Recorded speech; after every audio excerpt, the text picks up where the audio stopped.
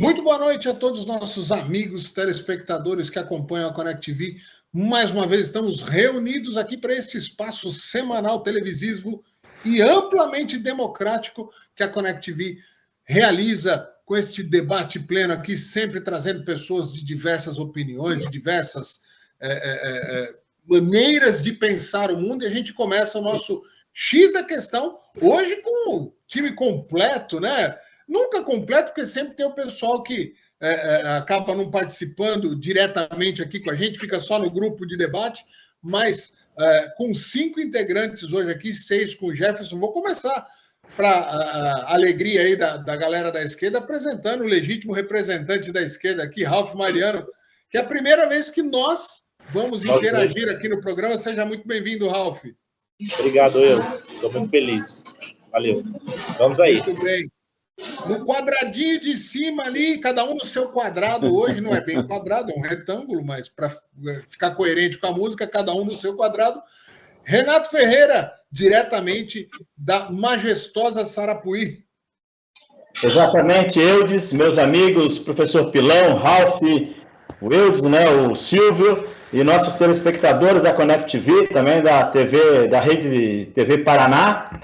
Muito boa tarde, estamos realmente falando mais uma vez aqui da grande Sarapuí, entendeu? Que tem as cidades satélites aqui conhecidas como Sorocaba e Itapetininga, para mais um programa, o X da Questão, que eu adoro fazer com todos vocês, para analisar os fatos, né, políticos, econômicos, esportivos, inclusive, né, do Brasil e do mundo.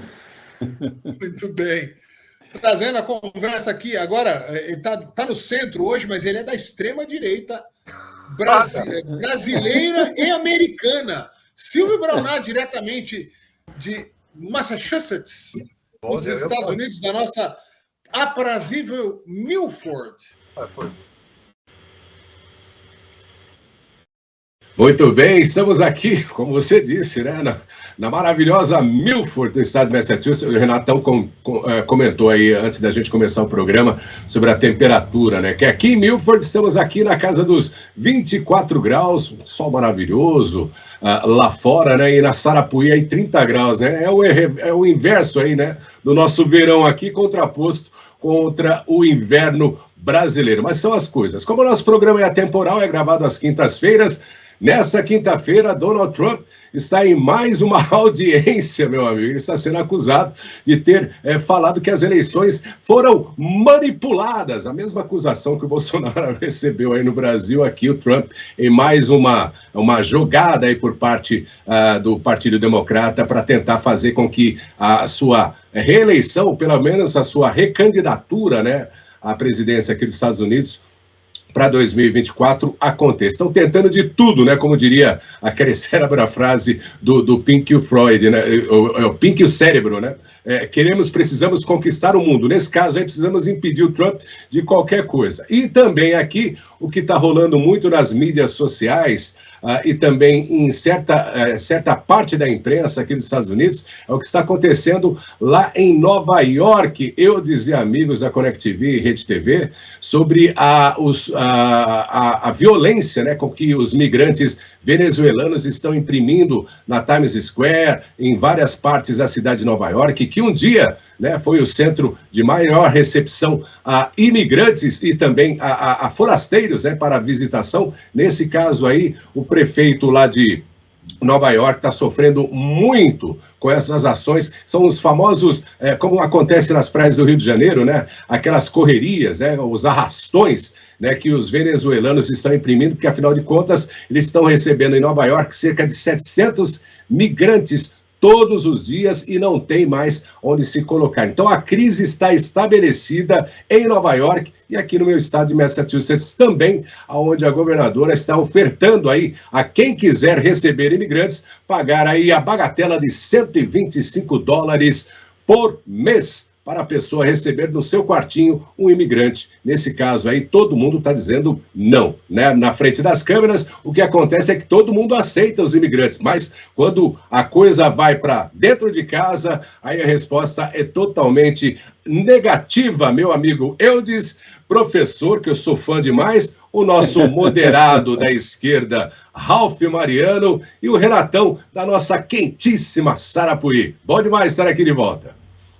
Esse é um assunto que a gente uma hora pode até estender um pouco mais no programa, até porque eu e o Silvio temos lugar de fala nesse assunto. É verdade. Então a gente pode falar à vontade, sem ser cancelado, mesmo que a nossa opinião não vá de encontro com da patotinha. Bom, finalizando as apresentações, professor Nivaldo Pilão, seja muito bem-vindo mais uma vez, meu amigo. Como vai, Eudes? Tudo bem? Aí em Portugal, eu não sei como está, mas aqui em São Paulo nós estamos com um inverno bravo, rapaz, 28 graus. Tá vendo? 28 graus, um dia lindo, tá parecendo alto verão. Mas são as coisas que o mundo está passando. O Silvio disse que o caos está instalado em Nova York. Eu diria que o caos está instalado praticamente aqui no mundo, né? As coisas não vão bem. Eu não sei o que está acontecendo com a humanidade. Ontem nós tivemos o voto do nosso amigo Xandão, Alexandre de Moraes, para descriminalizar o uso de maconha aqui no Brasil. Mais um voto. Estamos com 4 votos favoráveis à descriminalização. Como você você disse, Eudes, você e o Silvio podem falar de cadeira, né? A respeito da imigração. Eu acho que quem está votando não pode falar de cadeira a respeito das drogas, né? Porque se pudesse falar de cadeira, não estaria fazendo o que estão fazendo. Descriminalizar, podem dizer, não, mas a maconha é fraca, mas é a porta de entrada. Ou aqueles que nos assistem acham que aquele pessoal todo que está feito um zumbi lá na Cracolândia começou cheirando, ou melhor, fumando o crack, né? Eles não começaram fumando o crack, eles chegaram lá. E a porta de entrada a gente sabe que é maconha. É uma pena. Mas é usada. É usada, mas você não precisa que o Estado estabeleça que isso é normal, porque não é normal. Bem, só desejar uma boa tarde logo de início. O Eudes começou dizendo que era boa noite, porque ele está em Portugal, evidentemente, né? E esse programa, como é internacional, meu amigo Silvio está há pouco tempo de nós aqui. Dá 1 hora, 2 horas, Silvio? 1 hora de diferença de fuso horário. Isso, aqui são 14 que nós estamos gravando, então você está com 15 horas e 5 minutos aí. E o Ralf que está lá em... 1 hora antes aqui. 13 horas e 5 aí, então, nos Estados Unidos. E o Ralf está em Osasco, que quando era o Renato que estava em Osasco, dava fuso horário. Não sei se com o Ralf também está dando. Mas uma boa tarde a todos, a nossa audiência da Connect TV, a nossa audiência da Rede TV do Paraná também. Ô, Eudes, só uma palhinha aí na apresentação antes de a gente entrar nas pautas. O professor Eudes estava falando de violência em Nova York, caos. Parece que não existe caos de violência só no Brasil e na França, né? Principalmente em Paris, não é isso? Não está fácil para ninguém, Mas vamos lá, vamos começar os nossos temas. Jefferson, que está do centro empresarial mais famoso do Brasil, está em Alphaville, Barueri, pode trazer as pautas. Muito boa noite, Jefferson. Olá, Eudes, amigos do X da Questão, vamos começar mais um programa especialíssimo. Só antes de começar, rapaz, eu fiquei assustado agora, o professor Pilão falou, falando em lugar de fala e falando em droga, eu falei, quer ver, ele vai falar que fuma maconha, cara? Nossa, ainda bem que não se confirmou minha suspeita. Vamos lá, primeira pauta do dia. Copom corta a taxa básica de juros em 0,5 ponto percentual. Selic cai de 13,75 para 13,25. A redução era esperada pelo governo federal. Índice não registrava cortes desde agosto de 2020 para o debate dos colegas. Eu vou passar direto para o professor Pilão, que é quem costuma ter mais informações e até uma abordagem mais didática do assunto. A gente eu pelo menos, acabo dando muito palpite nesse assunto. O professor, ele costuma ser mais técnico. Professor Pilão. Não, na verdade não existe tecnicismo nisso, né? Realmente já passou da hora de começar a baixar a taxa de juros e só não começou antes por que não continuou a política do governo anterior. Se tivesse começado o governo anterior, tivesse dado continuidade, já teria começado antes. Pelo menos há 3 ou 4 meses atrás, a gente teria corte de juros. Lá para março, abril, nós já teríamos tido o corte de juros. Aí o que não permitiu o corte de juros é a política que está sendo implantada. Em função da política implantada, tivemos que esperar até agora, até agosto, para sentir a primeira queda. A queda estava aí uma discussão entre 0,25 e 0,50, teve votação, rachou lá o Copom, né? Tivemos 5 votos a favor de 0,50 e 4 votos a favor de 0,25. Quem foi o pêndulo foi o próprio presidente, né, do Banco Central, o Campos Neto, que votou a favor de 0,50. Com ele votaram os 2 diretores do Lula, evidentemente. Então tivemos 2 diretores do Lula pedindo 50%, 0,5, né, de pontos percentuais de baixa da taxa, e depois tivemos os 4 outros diretores sustentando 0,25, mas em votação acabou dando 0,50. Com relação ao 0,50, ou 0,25, eu acho que não tem grande diferença. Claro que tem diferença 0,5%, não é isso que eu estou dizendo, né? Ou 0,25. Não tem grande diferença para os juros do dia a dia, porque essa decisão, por exemplo, que foi tomada pelo Banco Central, vai demorar. Em média, demora 6 meses para chegar no mercado. Em média, demora 6 meses para chegar no mercado, né, para as coisas se alinharem. Mas, de qualquer maneira, 0,50 é um bom corte. O que chamou muito a atenção, eu dizia a nossos telespectadores, é a fala, ou melhor, os comentários, né, que foram feitos, o comunicado do Banco Central, que foi de um otimismo assim exagerado, né? Não, está tudo bom, nós não temos mais inflação, nós não temos mais não sei o quê. E aí eles disseram que, desde que continue tudo assim, vamos ter outras de, no mínimo, 0,50. Isso eu achei um absurdo, porque a gente não pode antecipar tanto assim o que vai acontecer, porque a economia, você reduz a taxa, vê o que acontece, reduz a taxa, vê o que acontece, e assim você vai fazendo as aproximações, né? Isso acontece sempre por aproximação. Eles falam, por exemplo, que um dos motivos é porque a questão fiscal está resolvida. Claro que está resolvida, está ancorada num favorecimento enorme de arrecadação. Então só se fala em arrecadação no Brasil, não se fala em outra coisa, né? Mas aí, para a gente saber se essa decisão de 0,50 foi política ou se foi técnica, a gente tem que esperar a ata completa, tá? Pelo que foi falado, não dá para a gente saber, não, se foi política ou se foi técnica. O que a gente sabe é que os 2 do Lula votaram em 0,50. E eu acho que o Campos Neto quis aliviar um pouco a pressão e resolveu votar junto, né? Enfim, vamos ter que aguardar mesmo para ver o que pode acontecer, né? Deixa eu só falar mais uma coisinha aí, que com relação a essa questão de Banco Central, que nós tivemos há um tempo atrás, não sei se vocês vão lembrar, teve a reunião do Conselho Monetário Nacional, que estabeleceu que continuaria em 3,5% a inflação e baixou a inflação para o ano que vem, para o outro e para o outro. Até 2026 está como 3%, e hoje com 3,25%. Então eles estão acreditando que eles vão segurar a inflação. Tomara, né? É tudo que a gente deseja. E só para o Silvio aí, que você falou que as coisas estão ruins, Silvio, na semana passada nós falamos a respeito da agência Fitch, né, que acabou aumentando a nota do Brasil. Ela abaixou ontem a nota dos Estados Unidos, rapaz, de AAA para AA, né? Mas é isso, a economia está toda torta também, como o tempo, Silvio. Eu vou passar a bola para o Silvio. Silvio, abre o microfone antes de falar, mas vou passar para você antes.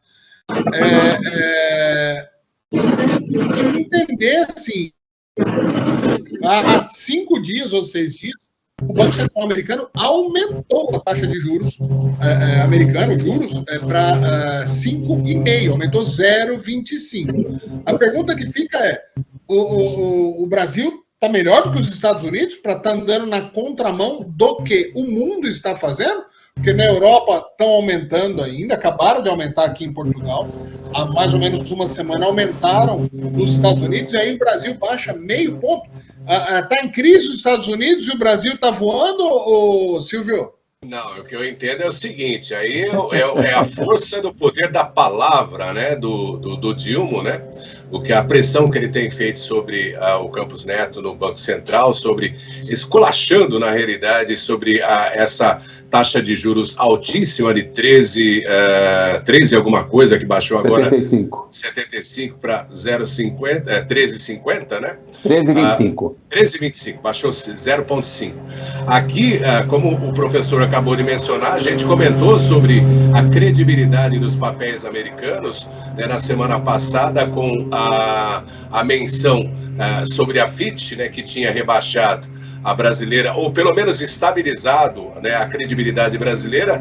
Aqui a Fitch, na realidade, o que ela está fazendo é baixando de AAA para AA+, né, que não é nada legal para uma condição econômica que os Estados Unidos têm, mas é mais precisamente sobre a dirigibilidade do governo como um todo aqui nos Estados Unidos. Nós comentamos na semana passada a respeito do preço da gasolina, que na realidade, é o ponto de equilíbrio para você saber como é que está o desenvolvimento administrativo aqui do governo americano. Nós temos aqui uma média de $4 na realidade, né, $4 o galão, coisa que há 2 anos atrás estava na média de $2,25, $2,35 o galão. Eu estou falando aí do governo Trump, né, e a coisa degringolou. Então, na realidade, o que nós temos no Brasil é uma conversa, na realidade, uma agenda pré-estabelecida pelo próprio governo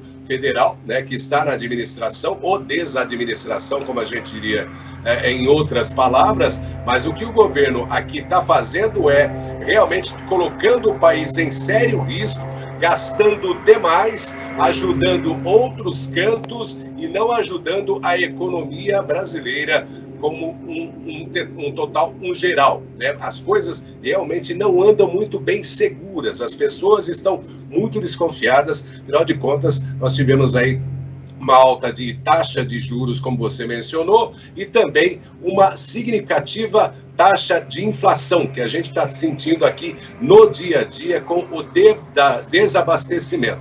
E a principal desculpa que se dá aqui para o parte da administração, da Secretaria de Transportes, aqui nos Estados Unidos não é ministério, são secretários que trabalham diretamente com o governo, é pelo fato de a indústria petrolífera estar trabalhando menos, né, com as situações pós-pandemia. Olha, afinal de contas, quem fez essa política de parar de perfurar, de trazer petróleo para o solo e cortar as linhas de gás que vinham lá do Alasca foi justamente o atual presidente. E com respeito ao nosso administrador aí no Brasil, eu me recuso a falar o nome dessa pessoa, é o papo da retórica, é o papinho de sempre. Ele precisa, na realidade, arrecadar.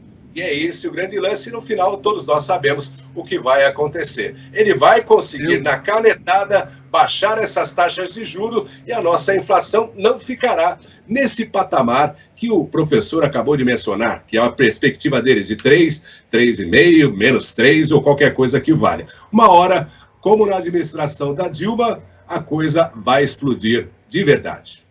Ô, Ralf, me ajuda aqui, que o Silvio está muito pessimista, Ralf. Traz um pouco de otimismo para esse coraçãozinho amargurado da direita do coração. O coração do Silvio Bronar fica do lado direito do peito. Traz um pouco de boas vibrações para ele, Ralf. Microfone, Ralf. Abre o microfone antes. Abre o microfone. Oi. Desculpa. Hoje de manhã eu estava vindo trabalhar e vi que a gasolina estava o álcool estava 2,99.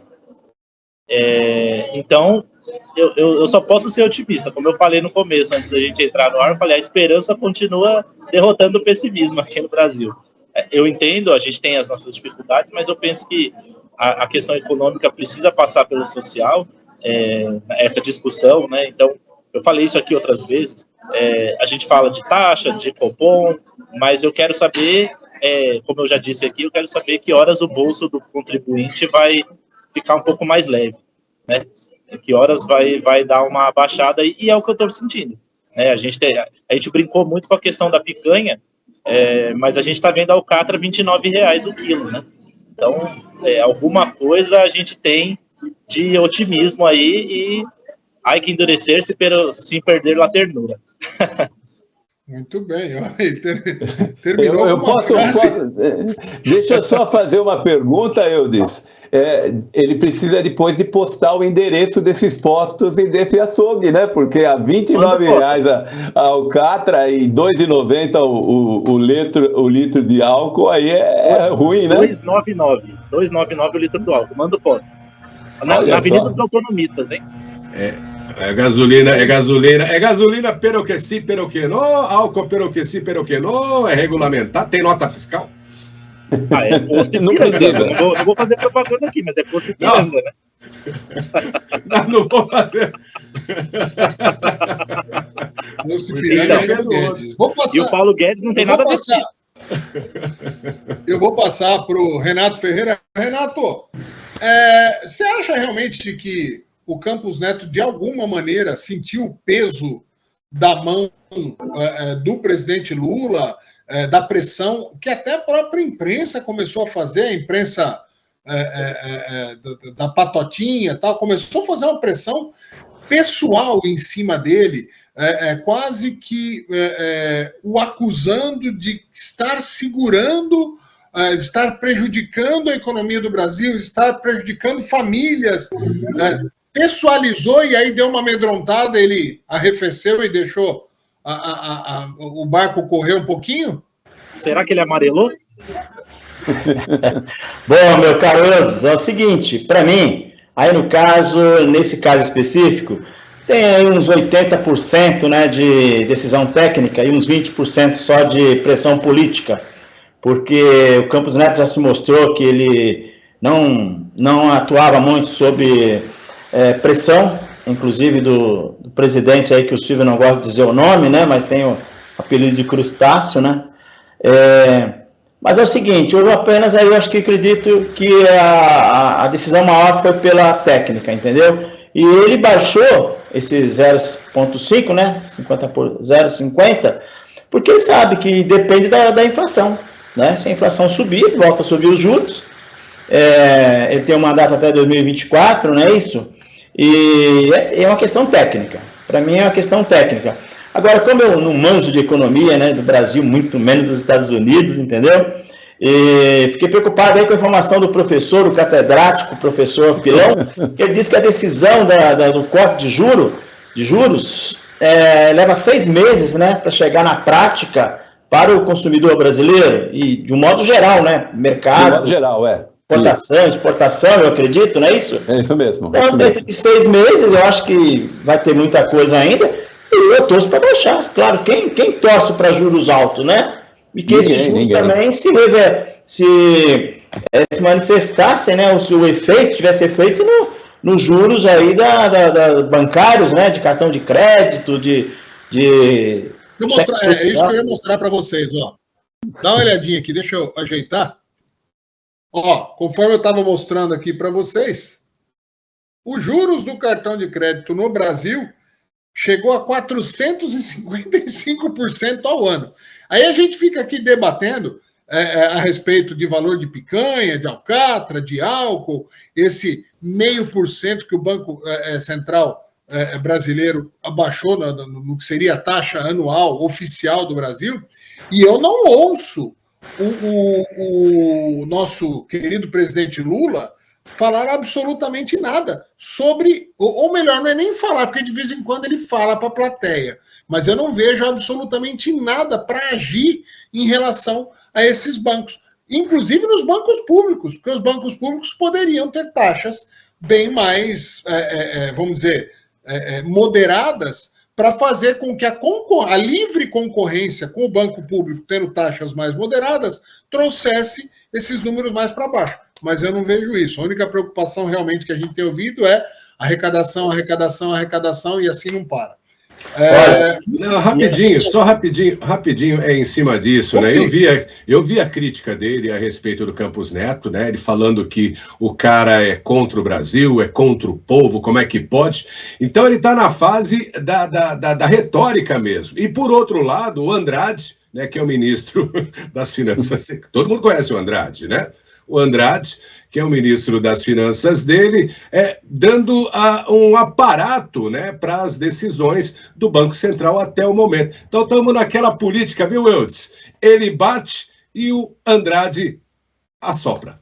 É isso mesmo. Só para terminar meu raciocínio aqui a respeito aí do que o professor falou e o Ralf também, sobre o preço de combustível, eu também não encontrei, Ralf, ainda espero ver o álcool a R$ 2,99, porque eu fico preocupado também com a bandeira, né, desses postos, porque muitos tem, eu já encontrei, só que eu não coloco, passo com o meu carro longe, até para ele não sentir o cheiro desse combustível, porque você pode colocar aí alguns litros de álcool, combustível, e não andar nem 2 quilômetros, né? Entendeu? Porque tem 80%, aí 50% de água, de solvente, que é o negócio todo. O famoso combustível batizado, não é isso?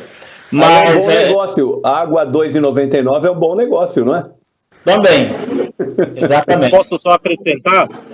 Até 31 de dezembro de 2022, o posto Ipiranga prestava no governo Bolsonaro. Agora o posto Ipiranga não presta mais. Eu mando no grupo. Eu mando no grupo fotinhos lá do posto Ipiranga. Vamos trocar de tema. A gente agrega.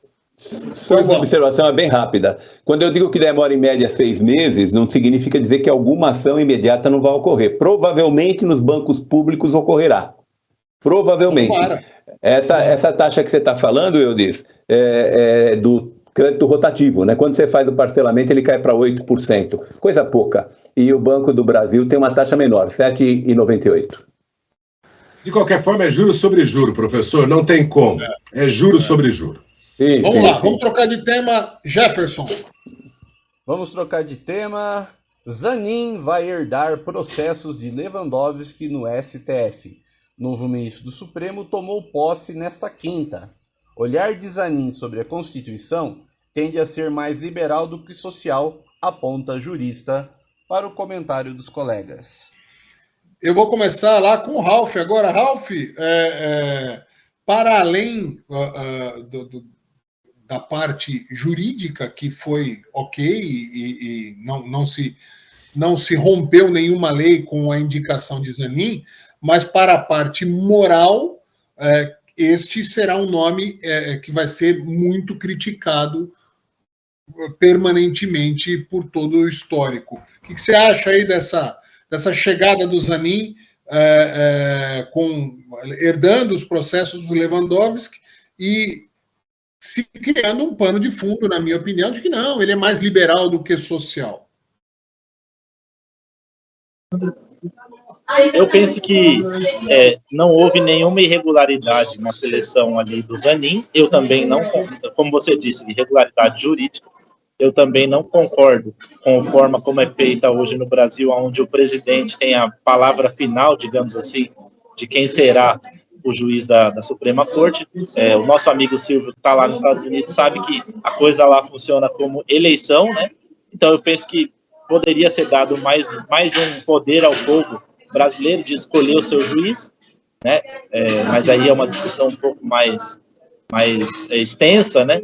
Mas eu acho que é legítimo que ele herde as questões do Lewandowski e é legítimo que ele coloque as suas pautas ali, né? Que ele defenda a justiça acima de tudo, né? É legítimo que ele defenda. E eu acho que a gente não pode ficar ainda com esse discurso de esquerda-direita, porque é isso que tem que acabar, né? Eu penso que é isso que tem que acabar. Na hora da escolha do juiz, a coisa tem que ir para o lado da justiça e não da esquerda-direita, como tudo nesse país, né? Você dá sua opinião hoje, ou você é petista ou você é bolsonarista. Você escolhe o juiz, ele tem que ser petista ou tem que ser bolsonarista. Eu penso que isso precisa acabar e a única forma que eu vejo não deixando o presidente dar a última palavra na escolha do juiz. Só rapidinho, Ralf, não é por eleição, é igual no Brasil. Aliás, o Brasil, na Constituição de 88, copiou aqui o sistema americano para poder empossar o ministro. A única coisa que difere do Brasil, que é igual, por sinal, é que o Congresso tem que dar a chancela, tá? O Congresso, o Senado aqui, dá a chancela, e vai realmente uma questão de objetividade, aquele chamado de justice, né, que seria o ministro da Suprema Corte aí no Brasil. E ele tem que ter um trabalho, né, de juiz mesmo, ou seja, ele não chega porque é amigo ou, sabe, indicado por causa dos olhos, essas coisas todas. Ele é por causa de carreira e serviços prestados na parte de justiça. E aí, o Congresso, na realidade, o Senado e junto com a Casa, aprova ou não aprova a indicação. E o pessoal faz como aí no Brasil, né? Faz perguntas realmente sobre posições, sobre atitudes, relacionamentos, que no caso desse ministro indicado pela essa pessoa que administra o Brasil, não teria a menor possibilidade de ser aprovado aqui no Congresso americano por ter relacionamento íntimo, né, com a família do indicador. Silvio, eu acho que o que o Ralf estava se referindo é que nas eleições americanas acho que se elege xerife também, né? Não, sim, verdade. Eu acho que era isso verdade. Que ele não, se a parte dos condados, tudo, aqui é pura também, né? O juiz aqui também, na cidade, eu elejo.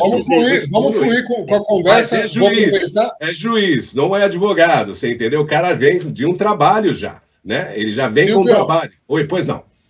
Você falou um pouco já a respeito do assunto. Para finalizar, te incomoda? Você acha que vai te incomodar eternamente? Ou existe alguma chance do Zanin, em algum momento, acalmar esse seu coraçãozinho que bate do lado direito? Eu não tenho nada contra o Zanin. Como o próprio Gilmar Mendes disse, ele foi um excepcional advogado para o desencarcerado que está na atual presidência do Brasil, você entendeu? O cara fez um belíssimo trabalho, amigo. É aquela coisa, um excelente advogado, mas advogado. Ele nunca foi juiz. Você entendeu? Isso aí me incomoda e muito. Renato Ferreira, essa história do Zanin, de ter sido indicado e ser advogado do Lula, tal, em algum momento você acha que a gente vai esquecer desse tema e ele passa a ser só mais um dos superpoderosos ministros? Bom, se depender de mim, a gente nunca vai esquecer. Eu, particularmente, já bati na tecla, desde que eu escrevo sobre política. Trabalhava em Piracicaba, meu amigo, eu já batia contra esse negócio de indicação de ministro, até para tribunais de conta, por governadores e por presidente da República. Isso não funciona. Não tem jeito de funcionar, porque lá eles indicam assim advogado, né? Advogado ou só procurador. Então, o cara tem que ter uma carreira de juiz, entrar lá por concurso e ficar no máximo 10 anos, 15 anos no máximo. Emprego vitalício, um dos maiores salários, né, se eu não me engano, é o maior salário do país de um ministro do STF. E quem bateu de frente, um dos poucos que eu lembro que bateu de frente, que foi o Joaquim Barbosa, pediu demissão antes. Saiu muito antes do que ele podia ficar lá, entendeu? Não aguentou. Teve problema de saúde, acho que as ameaças influenciaram na coluna dele também, e ele pediu demissão do STF, entendeu? Antes, porque ele sofreu pressão. Eu vi entrevista dele que ele sofreu pressão, foi o único que bateu de frente lá, enfrentou sozinho aquele processo do mensalão, que quase derrubou o Lula, mas derrubou o Zé Dirceu, né, que é a sombra do Lula no PT e na esquerda, que comandava a esquerda, e que refletiu muito, o mensalão refletiu muito no Petrolão, que depois levou o Lula a ser preso, condenado em todas as instâncias judiciais por corrupção e lavagem de dinheiro. Então, eu acho... O Joaquim Barbosa fez o L depois, hein? Fez, né? Então, eu acho que fizeram o L, né? E como você fez a pergunta no início aí, se depender de mim, o Brasil não deveria esquecer jamais um advogado, por mais competente que ele seja como advogado, o advogado principal do Lula, né? Trabalhou, tem o sogro também, tem realmente uma aliança muito grande entre o Lula e o Teixeira, acho que é Teixeira mesmo. Teixeira.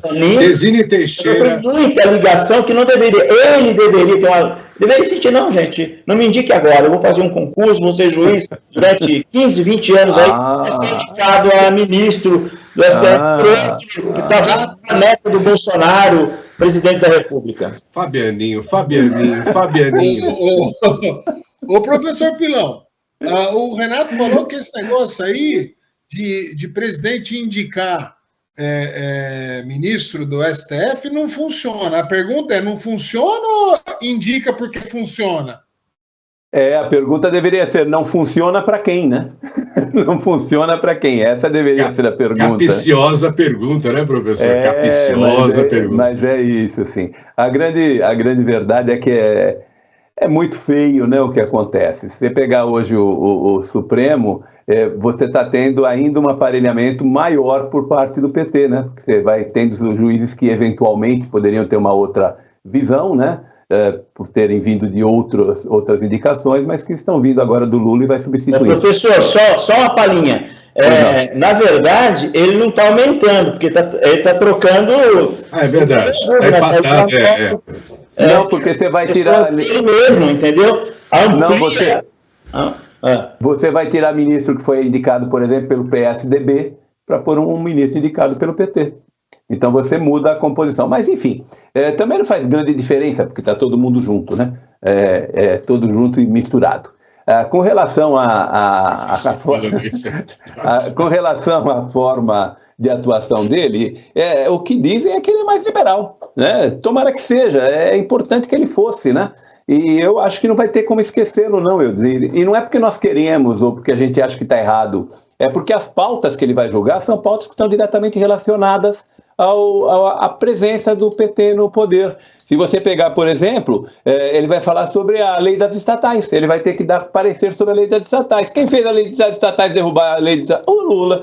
Ele vai ter que falar, por exemplo, restabelecer a alíquota de PIS e PASEP, que o Lula restabeleceu e que não poderia, porque tinha acabado a validade da lei, ele pôs de novo a lei, está valendo a lei, ele vai ter que dar parecer. Quem pôs? O Lula, ele vai ter que julgar. Aí você fala assim, não, mas tem o orçamento secreto. O orçamento secreto do Lula é maior do que o orçamento secreto anterior. Quer dizer, então não vai ter como esquecer. Sem contar que ele, por ser o mais novo, ele dá o parecer logo depois do relator. Ele é o primeiro a dar parecer. Isso significa dizer que ele conduz a manada, né? Ele que vai ser o responsável por conduzir a manada, que a gente sabe que votou né? Como eu comentei agora há pouco a respeito da maconha, votou os outros 3 que votaram na sequência votaram igual. Acompanha o relator, né? Aí eles vão acompanhar a divergência, né? Entrou uma divergência, acompanha a divergência. Mas, enfim, é o que nós vamos ter que conviver. Mas não é por muito tempo. Ele tem 45 anos, vai ficar até os 75, então, 45 não, 48.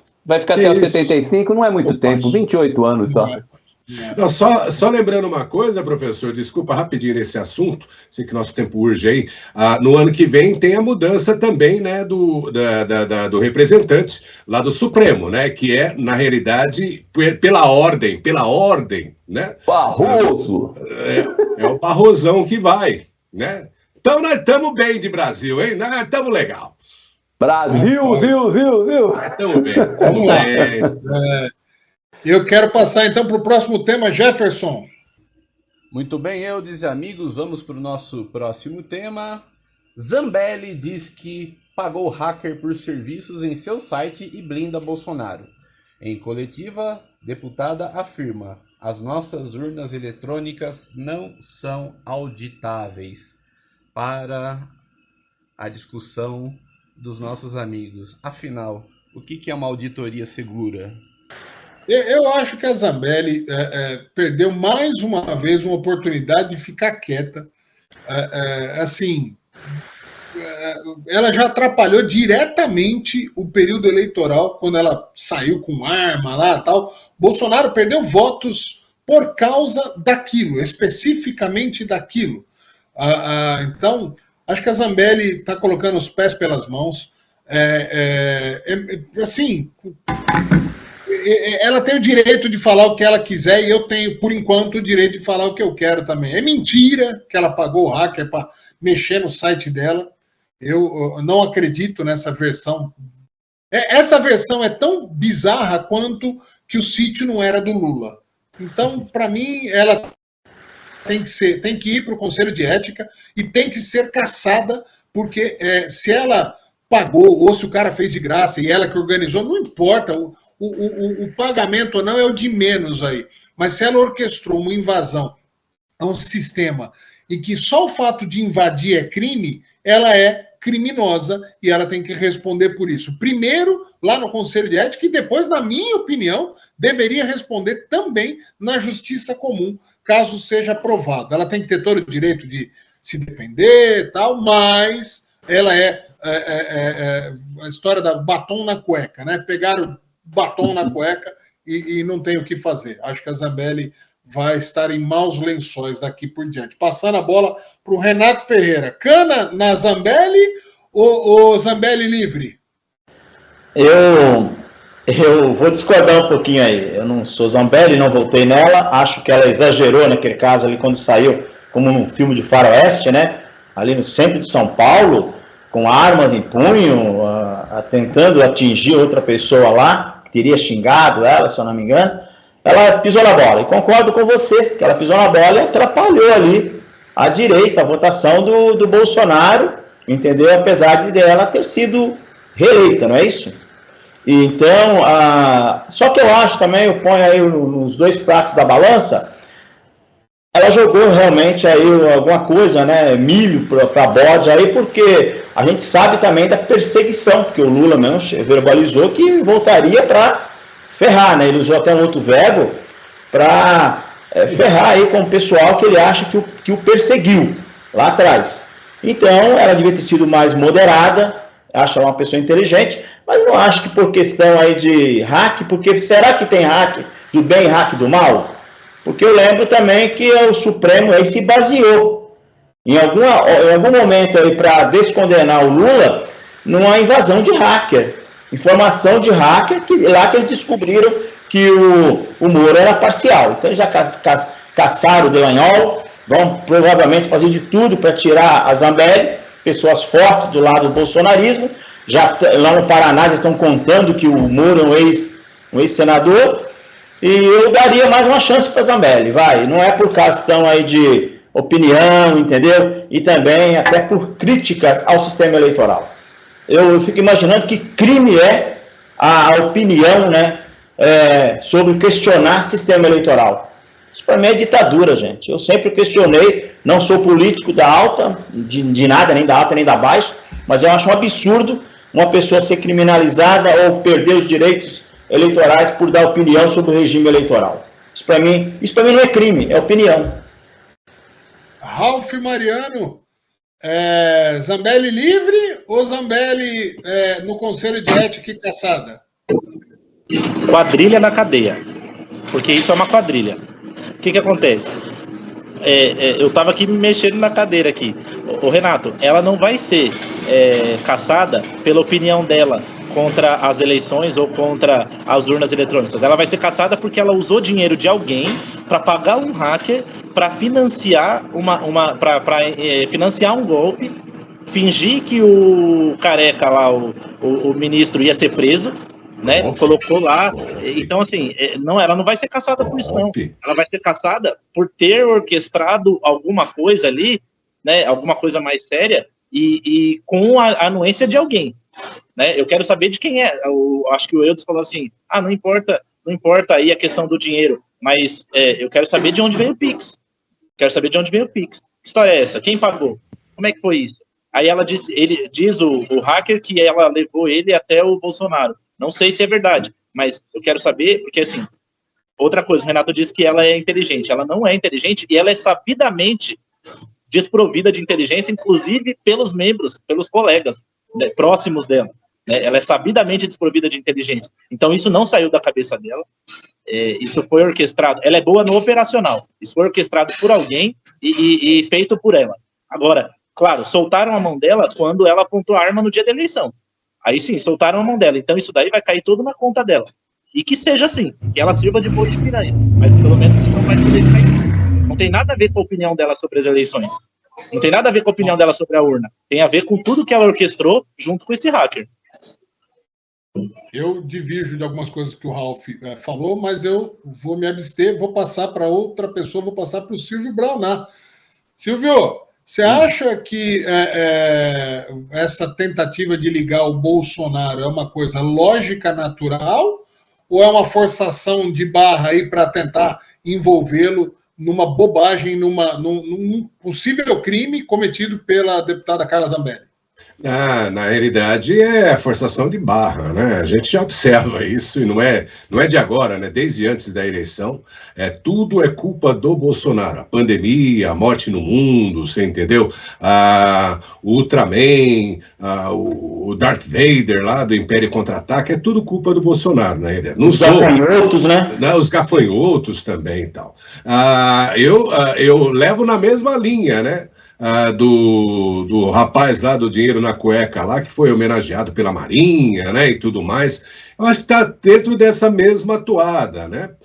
Essa passação de pano quando é da gente, eu digo, da esquerda, né, ou do governo, né, ou do desgoverno, vocês entendam como vocês queiram, mas essa retórica de golpe vem desde a época da Dilma, né? Golpe, golpe, golpe. É sempre aquela coisa, a choração é em cima disso. Você precisa desestabilizar o que se descobriu que o Brasil tinha, que era uma parte de direita moderada, e direita, sim, claro, existem extremos para ambos os lados, né? Eu me lembro lá em 1982, na época dos xiitas do PT, né? O Mariano não era nem nascido, você lembra disso, né? Que tinha os xiitas do PT, depois se transformaram em PSOL, em outros partidos, né? Eles abriram os próprios partidos porque eles não eram aceitos, mesmo dentro da elite petista, né? Então, é a mesma coisa, a gente tem extremistas também, pessoas que agem de forma mais deslocada, que é o caso dessa deputada, ao qual eu também, como Renato, não votei, mas ela é o núcleo duro, sim, da direita no Brasil e vai tomar porrada de tudo quanto é jeito, e o pessoal vai tentar desestabilizar, relacionando as atitudes dessas pessoas com o ex-presidente Jair Messias Bolsonaro. Então, é o que eu estou dizendo, meu amigo, é tudo... pimenta dos outros é refresco. Nesse caso aí é a mesma coisa. Pilão, para finalizar essa rodada, você acha que a Zambelli precisaria ter lá o Pink, o Cérebro, o Thanos, sei lá mais quem, algum outro vilão, o Coringa, para falar para ela fazer uma bobagem tão grande dessa, ou isso partiu da cabecinha dela? Eu acho que na época um monte de gente pensava nisso. E ela encontrou alguém na frente que topava. Eu vou fazer para você. Ela falou, então faça. Isso eu não tenho dúvida que foi o que aconteceu. Que ela tem que ser julgada por isso e tem que ser condenada se porventura ficar comprovado. Não tenho que discutir. Eu não tenho bandido de estimação, Ralf. Os meus bandidos não são de estimação, eles são bandidos. Então, bandido tem que ser preso. Isso não tem o que ser falado. Agora, juntar tudo no mesmo... Vocês não acham que o Carluxo tem alguma coisa a ver com isso? Vocês não acham que o Carluxo que orquestrava toda a ação de rede social, toda a ação de rede social do governo... Ô, Ralf, se chegar nele... Cadeia nele. Qual é o problema? Mas é isso que eu tô dizendo. Agora, se chega no Lula, não pode fazer cadeia. Se chega no G. Dias, não pode fazer cadeia. Se chega... assim não dá, né? Chega no G. não pode fazer cadeia. Assim não dá. Tem que ter o mesmo. Então tá bom, que seja cadeia para quem tiver que ser. Claro, com certeza, mas é isso que eu estou dizendo. Se ficar comprovado que realmente ela fez, não sei... Ela não, ficou comprovado que foi o Carluxo. Que cadeia com o Carluxo. Qual é o problema? Bandido de estimação não existe. Agora, o que eu acho errado, e aí você me desculpe, Ralf, que não dá para a gente juntar tudo que acontece no mesmo cesto. Ela responde por este crime. Ter sacado a arma lá na eleição é outro crime. Então ela vai responder pelo outro crime. Então dizer assim, ela é um imbecil. A gente vai responder para você, imbecil tem que ser condenado? Não, senão ia ter tanta gente condenada no mundo, né? Tem que ser condenados aqueles que comprovadamente cometeram crimes. Eu acho só isso, eu não tenho nenhum problema, não. Vai ser caçada? Se cometeu, caça. Agora, a questão política não tem nada a ver com a questão jurídica. A caçada, ela vai ser. Muito bem, nós temos 8 minutos para fazer o último tema, que é fundamental que seja feito. Então eu vou pedir, assim, 1 minuto de fala para cada um. Pode soltar o tema, Jeff, importante tema. Muito bem, então vamos para o último tema do programa. Após soldado da rota ser assassinado, polícia militar realiza operação no Guarujá. Grande imprensa chama operação de vingança e diz que ouvidoria apura 19 assassinatos. Para o comentário dos colegas. Renato Ferreira.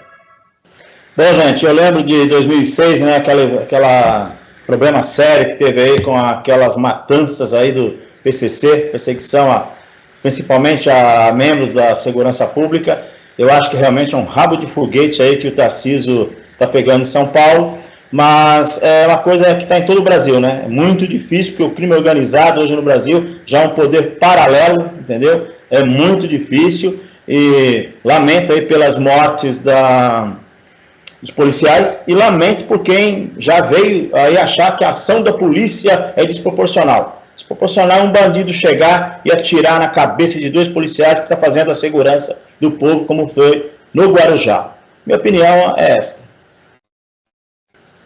Professor Pilão. Pois é, esse é um tema muito, muito, muito sensível. Como nós temos gente que está nos assistindo em Portugal, nos Estados Unidos e no resto do mundo, o Eudes, me permite só fazer um parêntese rápido. Talvez as pessoas não consigam entender quando as notícias chegam e dizem assim, mataram 16, foram 16 pessoas que foram mortas até o momento, né? Mataram 16 numa batida policial, mataram mais 19 na Bahia, mataram mais 15 no Rio de Janeiro, ou seja, nesses últimos 5 dias mataram 45 pessoas em batida policial. As pessoas devem falar, nossa, o que é isso? Isso é um assassinato em massa? Não, não é. É porque as polícias têm que entrar em lugares aqui no Brasil, ainda bem que por enquanto são confinados, onde a bandidagem manda, não é força de expressão, ela manda. E ela manda com fuzil na mão, ela manda com um fuzil que derruba helicóptero na mão. Ela manda com fuzil que estoura carro blindado. Então é por isso que tem essa matança. Não dá para, já te dou já, Renato, não dá para você chegar e tá subindo um morro onde o camarada lá de cima do morro te enxerga e tem atiradores de escola lá com uma arma de grosso calibre na mão, que ele vai pegar e vai subir devagarinho. Não dá, ele tem que entrar batendo o pé na porta. Não estou dizendo que tem que matar, não é isso que eu estou dizendo. Mas a gente gostaria só de lembrar o seguinte, que na batida do Guarujá, 58 pessoas foram presas. 58 foram presas, 16 morreram porque simplesmente trocaram bala com a polícia. Mas enfim, eu acho que é difícil. Eu acho que o Tarcísio está correto, tem que fazer mesmo, tem que fazer não com violência, mas tem que fazer uma ação firme. E se teve violência, a gente volta para o quadro anterior, não é isso? Tem coisa errada? Pune o cara. É isso. Ralf Mariano. Eu penso que quanto a isso, quanto à nossa segurança, não tem esquerda e não tem direita. Infelizmente, é como vocês falaram, a polícia hoje ela está brigando de igual para igual com o traficante e às vezes ela sai perdendo no maquinário. É um absurdo, um absurdo. Tem uma fala do secretário Guilherme Derrite, onde ele fala de uma policial que foi baleada com 7 tiros de fuzil nas costas. Então, não tem como a polícia chegar pedindo com licença, eu vou invadir o seu barraco aqui, porque eu tenho informações de que aqui está acontecendo. Não, ela não consegue fazer isso. Ela tem que entrar ostensivamente, porque é assim que se responde a uma ação onde se matam policiais à torta e à direita por capricho, por questões deles ali. Eu já ouvi falar que o PCC tem uma espécie de batismo, que aí você tem que matar um policial para se credenciar. É um absurdo. É um absurdo. E isso tem que chegar ao pau do jeito que tiver que chegar. A polícia tem que mostrar uma força maior do que a do traficante, do crime organizado, para o crime organizado se sentir acuado de alguma forma. Essa a minha opinião. Silvio Braunar, nos Estados Unidos a polícia chega pedindo com licença, você atirou aqui num colega meu e agora nós queremos saber se você pode vir com a gente aqui conversar. É assim que a polícia chega? Aqui não, aqui a gente inclusive tem forças especiais. Aqui todo mundo sabe que os Estados Unidos tem o direito do cidadão, né? Tá lá na segunda emenda de portar armas, né? Para autodefesa. Isso é lá desde os anos 1800 e alguma coisa, porque não se tinha policiamento em todas as áreas e as pessoas ficavam muito expostas, né? A invasores, né? Aquela coisa toda. Então, se deu esse direito da população portar armas. Uma coisa que não acontece muito aqui nos Estados Unidos é essa violência do marginal portar a arma e do cidadão não. Então, ele pensa 2 vezes. Nesse caso aí, do Guarujá. Não é de hoje que o Guarujá sofre com a violência austera, ao ponto da visitação turística na ilha ter diminuído muito desde quando eu saí daí, né? Se tinha arrastão na época de Ano Novo, né? Com os fogos de artifício e tudo mais, as pessoas ficavam impossibilitadas de uma defesa, porque eram arrastões de marginais, de grupos de marginais, ali principalmente no túnel a caminho da praia de Pernambuco, ali para as praias mais profundas da ilha do Guarujá. A violência já está instalada lá há muito tempo, só que agora muito mais organizada. Aqui nos Estados Unidos existe, obviamente, uma ciência da polícia para poder acessar a essas pessoas, o que é bastante complicado, mas não se pede licença, não. E a atitude da polícia lá no Guarujá, por mais que tenha sido, segundo a visão dos direitos dos humanos, né, de ter sido excessiva, é a correta. Você dá tiro no policial, você espera o quê? Que o policial fala, não faça isso, amigo. Meu amigo, é tiro contra sim. Então, é mais 16 é isso, professor? 16, né? 16 vítimas da sociedade com o CPF cancelados, a Polícia de São Paulo e o governador estão de parabéns. Eu finalizo só dizendo que é o seguinte, se tiver que falar que eu vou ficar triste quando um pai de família morrer, quando um policial morrer, quando um bandido morrer. Eu não vou ficar feliz, mas estou longe de ficar triste. Primeiro item. Segundo item, vocês falaram aí a respeito de a polícia tem que ir aonde, em alguns lugares que são inacessíveis, a não ser para alguns ministros que entram sem nenhum tipo de segurança. E tem uma ministra aí, eu não vou citar nomes, né? Tem uma tal de uma ministra aí. Motoquinha, tem vídeo dela na motoquinha, fala, não, aqui é diferente, aqui as leis são outras.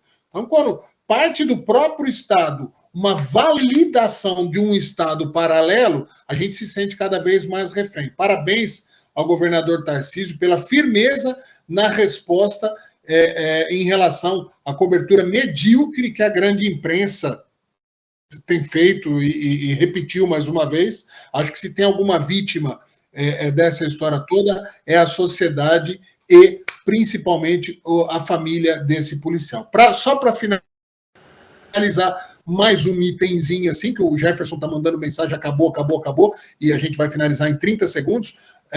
Fica o nosso respeito em relação à corporação policial, porque não é fácil ser policial no Brasil. Senhores, hoje só com tchauzinho, assim, ó. Tchau, acabou. Tchau. Semana que vem tem mais X a questão para vocês. Valeu, um abraço. Tchau. Um abraço a todos. Tchau.